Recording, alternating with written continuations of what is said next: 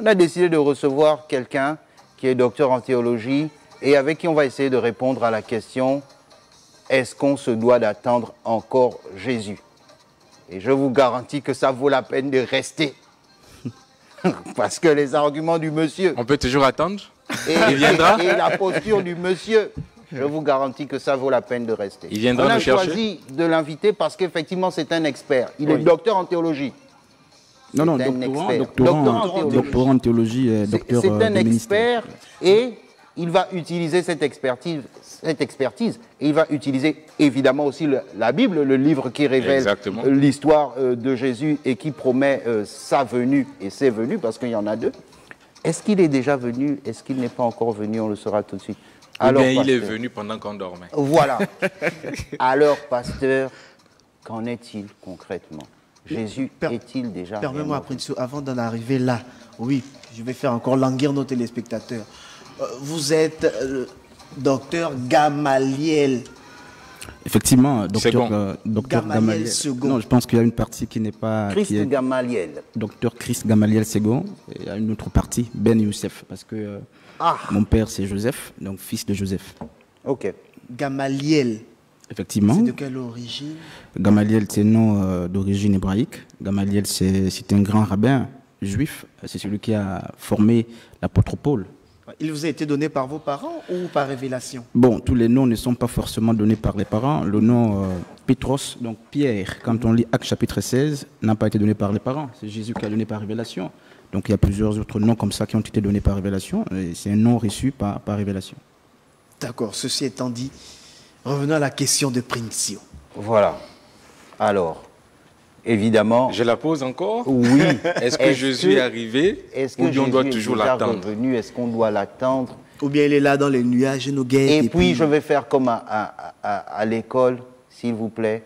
Étayez votre réponse avec des exemples et des arguments. Ok, merci. Alors, même avant de répondre à la question de savoir si Jésus est revenu ou il va encore venir, je pense qu'il faut quand même, de prime abord, poser, n'est-ce pas, se poser une bonne question de savoir pourquoi est-ce qu'il devait revenir. Vous voyez, lorsque nous prenons la prophétie d'Ésaïe 61, depuis le verset 1er jusqu'au verset 4e, les deux avènements de Christ sont décrits. Le premier avènement portait sur la publication de l'année des grâces, l'année de la grâce, et cet avènement, effectivement cet avènement a été accompli avec Luc chapitre 4, depuis le verset 18, lorsque Jésus va faire sa première apparition au temple. Il va lire Ésaïe. Jésus était un bon rabbin, mais vous constatez avec moi que lorsqu'il va lire Ésaïe, il n'est pas allé à la fin, il s'est arrêté, il n'y avait même pas une virgule, on ne s'arrête pas quand il y a la virgule, on s'arrête quand il y a le point, il va s'arrêter dans les lignes. Il ne va pas toucher la partie qui concerne le jour de vengeance. Parce que la prophétie d'Ésaïe 61 parle de la publication de l'année des grâces, de l'année de la grâce, et, n'est-ce pas, du jour de vengeance. Alors, quand Christ vient, Jean chapitre 1er nous fait comprendre qu'il a été rejeté par les siens. Pourquoi? Parce que les siens ne voyaient pas en lui, n'est-ce pas, les signes messianiques. Les siens, justement, qui étaient sous le joug, n'est-ce pas, romain, pensaient que Jésus venait pour s'ériger comme un homme politique. Malheureusement, il vient pour présenter la Torah, ou du moins présenter un concept ecclésiastique. Il n'est pas le rabbi ni le Messie que le peuple juif attend. Il est le Messie et le rabbi que le peuple juif attendait.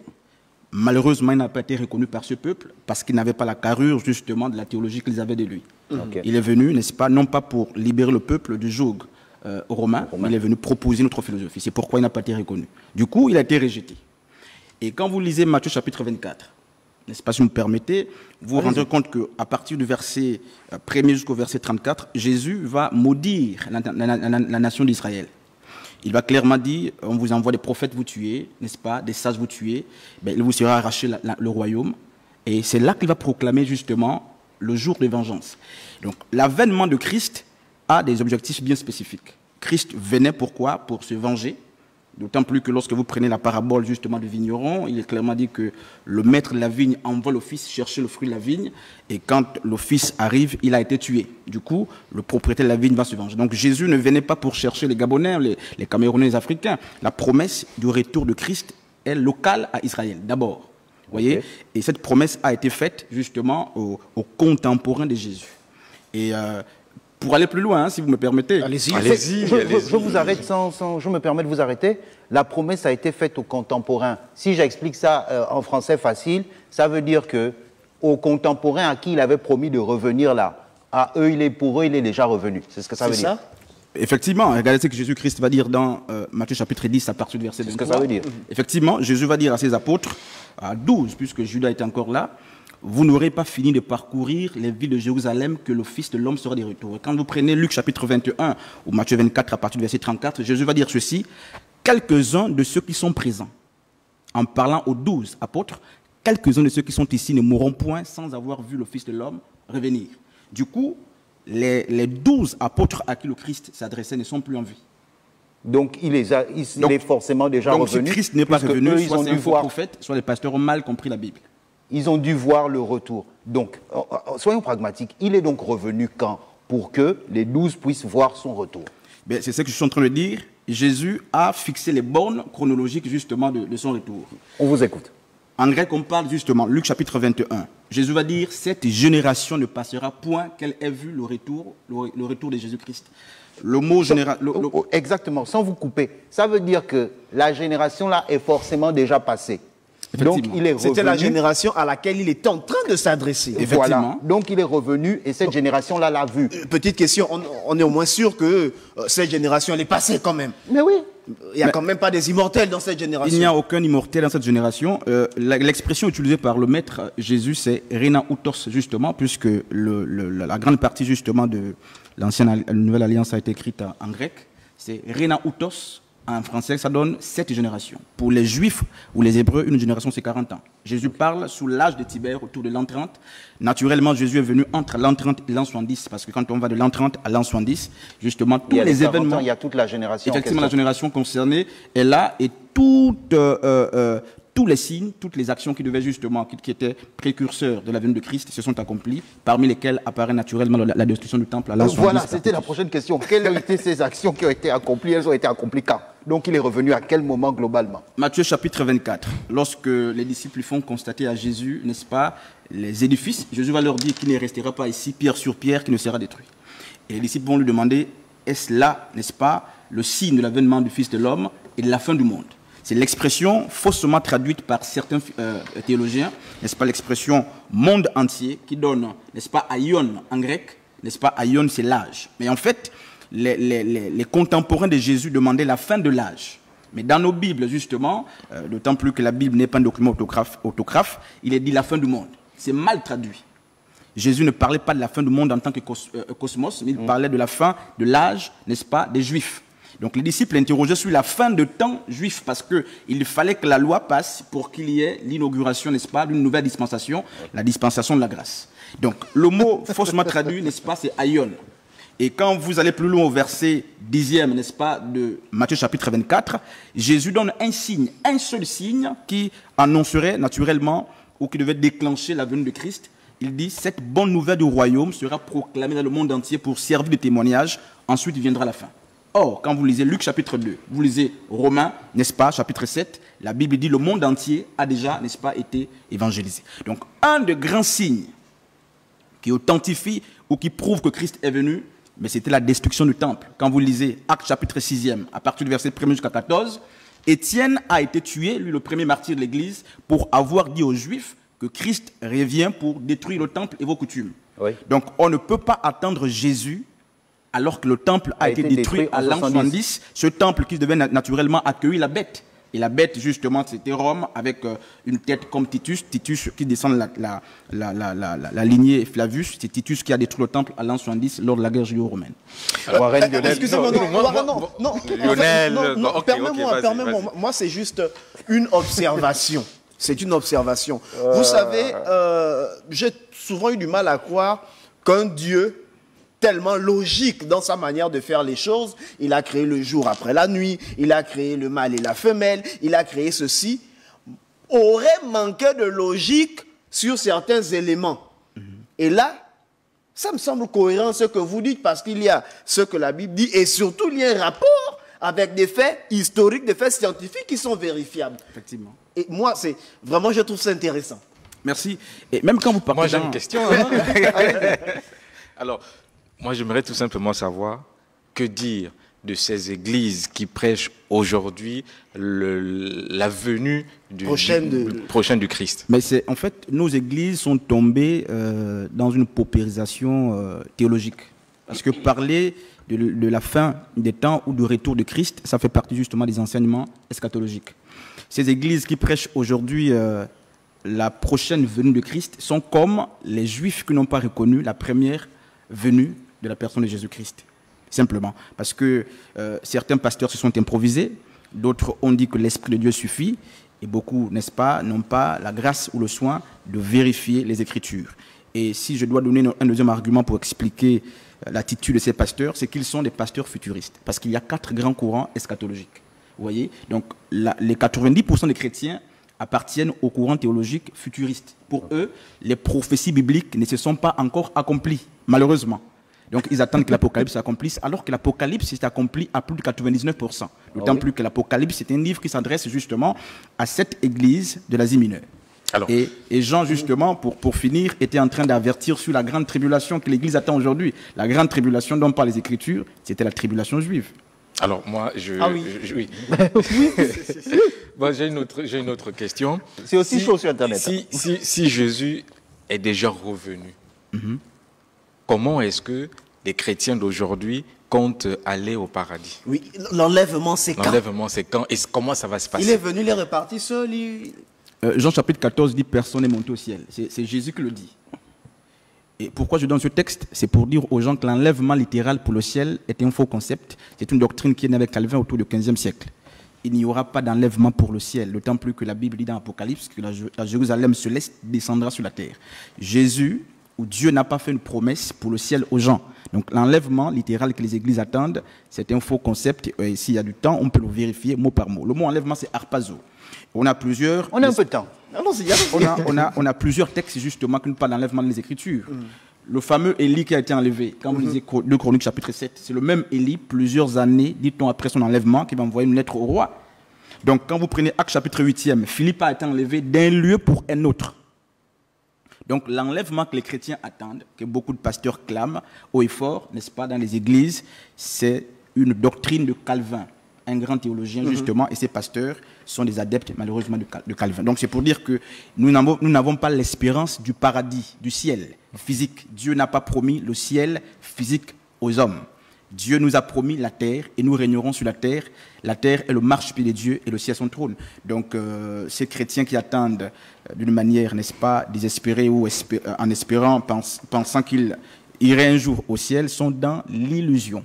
Quand vous prenez Genèse chapitre 18, Abraham attend le fils Isaac parce que la promesse a été faite. La question qu'il nous faut nous poser est de savoir si Dieu a fait la promesse aux gens pour le ciel. Il n'y a pas de textes qui disent qu'on ira au ciel, ça n'existe pas. Sauf les textes qu'on a tordu le sens pour soit piller ou par manque justement d'assises spirituelles. Si le ciel n'existe pas, ça veut dire que l'enfer aussi n'existe pas. Je crois que l'enfer, c'est l'expression qui a été traduite justement selon Matthieu chapitre 16e à partir du verset 16 à 18 par le Sheol, ou le dieu Hadès. Le dieu Hadès justement en grec, donc les portes dieu des enfers. Effectivement, donc la connotation de l'enfer, je ne l'ai pas comme beaucoup de chrétiens l'enseignent aujourd'hui. Il n'y a pas un feu au ciel qui brûle les gens. Ça c'est notre enseignement. Il n'y a pas un feu au ciel. L'enfer, c'est une métaphore pour parler justement de l'extinction de l'âme. Maintenant, dire aux gens qu'il y a un feu qui brûle, malheureusement, c'est un enseignement que beaucoup, justement, prennent pour faire peur. Mais avec le temps, si vous nous invitez sur le plateau, on aura le soin, justement, d'enlever... Selon votre enseignement, c'est intéressant, selon votre enseignement, après la mort physique, qu'est-ce qui se passe après? Non, mais les preuves bibliques sont là. Que dit la Bible à ce sujet? La Bible dit quoi à ce sujet? L'homme ne vit qu'une seule fois, après quoi vient le jugement. Vous voyez? Et quand vous prenez 1 Corinthiens chapitre 15 à partir du verset 1er, la Bible dit « L'esprit de l'homme répare au Père ». Parce que l'esprit, c'est la partie cognitive de l'homme. L'esprit ne meurt pas. C'est l'âme qui pêche, qui meurt. Ce qu'il faut dire clairement, n'est-ce pas, de l'après-mort, c'est que, n'est-ce pas, il y a des mystères qui existent à ce niveau, n'est-ce pas? Dieu a rendez-vous avec l'âme de l'homme. Vous voulez peut-être me pousser à parler de la réincarnation, mais je ne suis pas là pour ça. Ce que la Bible dit est clair. Les âmes qui meurent en Christ sont dans le repos. Naturellement, c'est ce que la Bible nous fait comprendre, justement.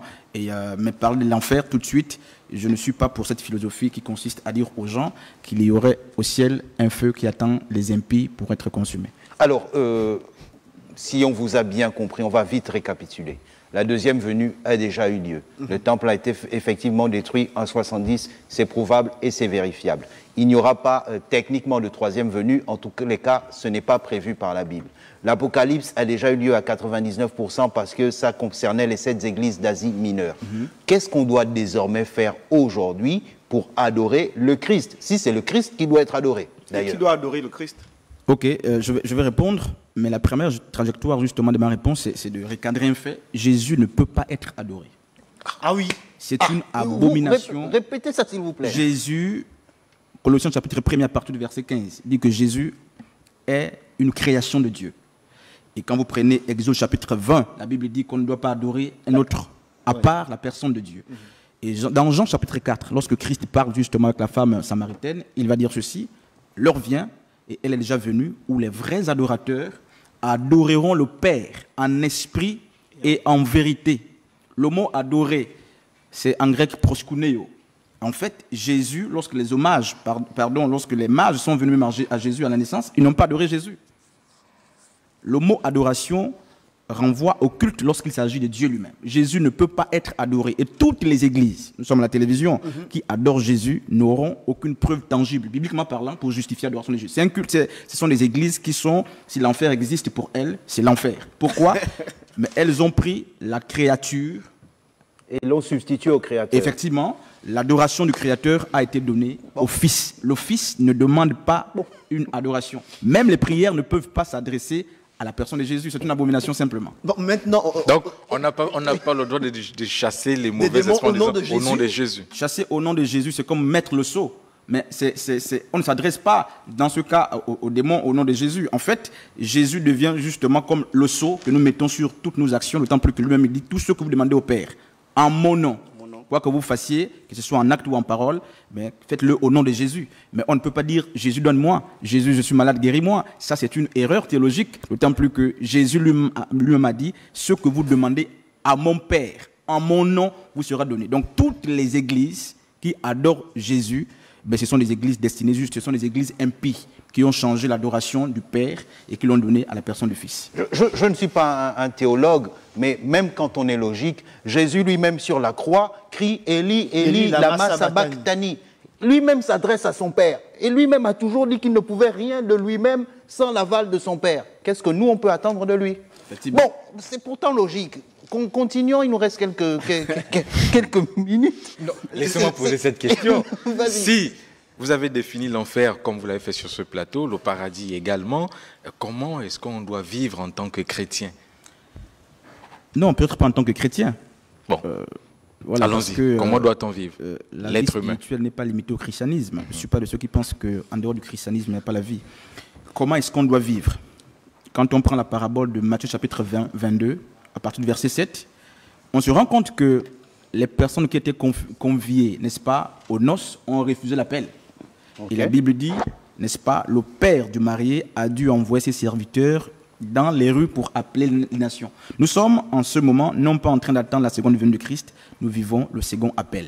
Le second appel, c'est l'appel qui concerne les nations. Et quand vous prenez 1 Corinthiens chapitre 7, l'apôtre Paul dit que chacun vienne à Dieu selon que Dieu l'a trouvé. Il nous faut simplement vivre en respectant, n'est-ce pas, la loi de Dieu, qui est une loi morale. Mais, une question même que... Tu vas poser la question dont je veux poser là. Je crois bien. Okay. Elle concerne Jésus en tout cas. Elle concerne Jésus. Vas-y. Oui, on ne doit pas adorer Jésus. Jésus, ce n'est qu'un sceau. Mais comment expliquer que nul ne vient au Père que sans passer par moi? Non, Jésus l'a dit. Ça, c'est Jean chapitre 14 à partir du verset 6. Jésus dit, je suis le chemin, la vérité et la vie. Nul ne vient au Père sans passer par moi. Non, quand les chrétiens prennent ce texte pour attribuer l'adoration à Jésus, c'est faux. Avant Jésus, on allait au Père par Moïse. Avant Moïse, on allait au Père par Abraham. Avant Abraham, on allait au Père justement par Noé. Donc Jésus dit, nous ne venons au Père que par moi, parce qu'il dit ceci d'une manière triviale. Il dit, c'est mon enseignement qui amène simplement au Père. Ah oui. Ce n'est pas ma personne physique. C'est pas ma personne physique, c'est mon enseignement, d'autant plus que ce que Jésus disait, c'est ce que le Père avait demandé de dire. Donc dire que nous ne vient au Père que par Jésus est un argument qu'il nous faut prendre pour adorer Jésus. C'est quand même fallacieux et c'est quand même insulter l'intelligence des gens. Alors, on va remercier les gens qui sont en direct et qui participent sur Internet. On n'aura pas le temps de lire leurs messages, mais on va citer quand même leurs noms. André Kumba, Jonathan David, Astrid Lizzie, Yuline Mba. Il y en a qui disent que c'est chaud. Il y en a qui disent merci docteur. Il y en a qui disent que l'ordre revienne dans le corps du Christ. Bon, j'ai envie de me poser même une question rapidement grâce à ce message. Le corps du Christ, c'est quoi? Le corps du Christ, c'est quoi? Mais est-ce qu'on devrait aussi mettre à la porte nos rites et traditions? Voilà, si on peut répondre aux deux. Je vais commencer par la deuxième.